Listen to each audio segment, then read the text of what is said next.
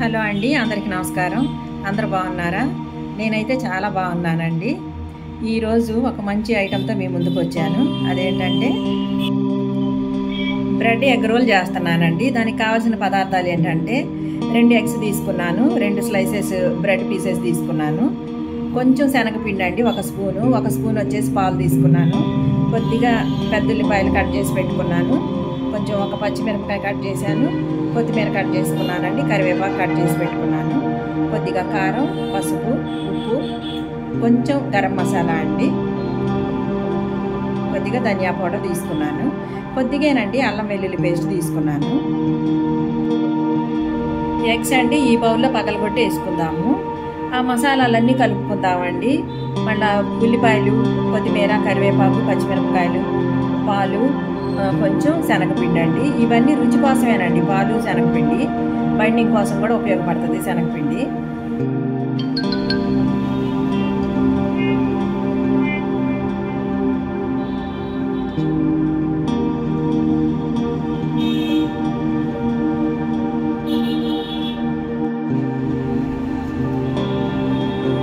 ఈ మసాలాలు కూడా వేసేస్తున్నానండి. పాలు, శనగపిండి కూడా వేస్తున్నాను. బాగా బీట్ చేసుకోవాలండి. ఇలా చిన్న చిన్న ముక్కలుగా పొడవుగా కట్ చేసుకుందామండి. చూడండి, నేనైతే ఇలా కట్ చేశాను. ఒక స్లైస్ను వచ్చేసి 4 భాగాలుగా చేశాను. ఈ తవ్వ కొంచెం వేడైన తర్వాత అండి సిమ్లో పెట్టేసుకుందాము. ఇప్పుడు ఇవి ఇలా పెట్టేసుకొని కొంచెం గ్యాప్ ఉండాలమ్మా మధ్య మధ్యలో.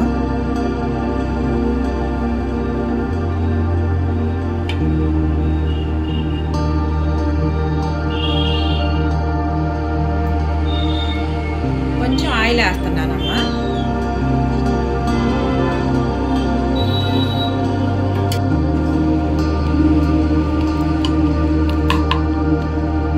ఇప్పుడు ఈ గ్యాప్లో పోసేసుకుందాము.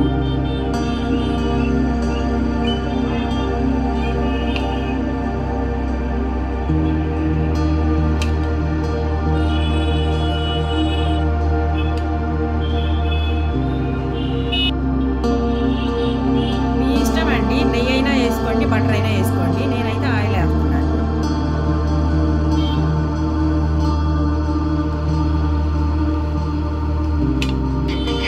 ఇలా నిలువుగా పెట్టుకోండి.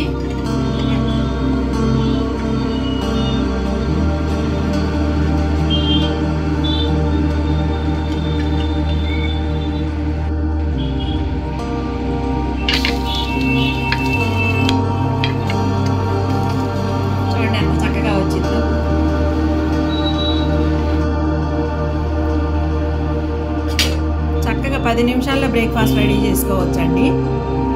స్నాక్గా కూడా తినవచ్చు. ఒక ప్లేట్లో తీసుకుందామండి.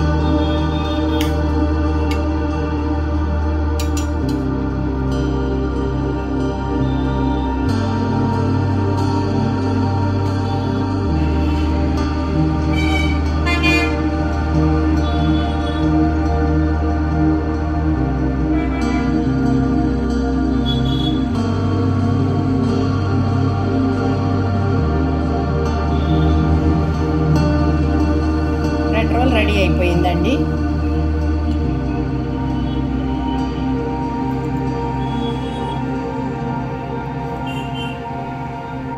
ఈజీ ఇన్స్టాంట్ బ్రేక్ఫాస్ట్ అండి. ఇది మాత్రం రుచి మాత్రం చాలా బాగుందండి. ఒక్కసారి అయితే మీరు కూడా ట్రై చేయండి. చూశారు కదండి బ్రెడ్ ఆమ్లెట్ రోల్ ఎలా చేసుకోవాలో. మీకు నచ్చితే మాత్రం తప్పకుండా లైక్ చేయండి, షేర్ చేయండి. సబ్స్క్రైబ్ చేయని వాళ్ళు ఉంటే మాత్రం తప్పకుండా సబ్స్క్రైబ్ చేయండి. మరొక మంచి రెసిపీతో కలుసుకుందామండి.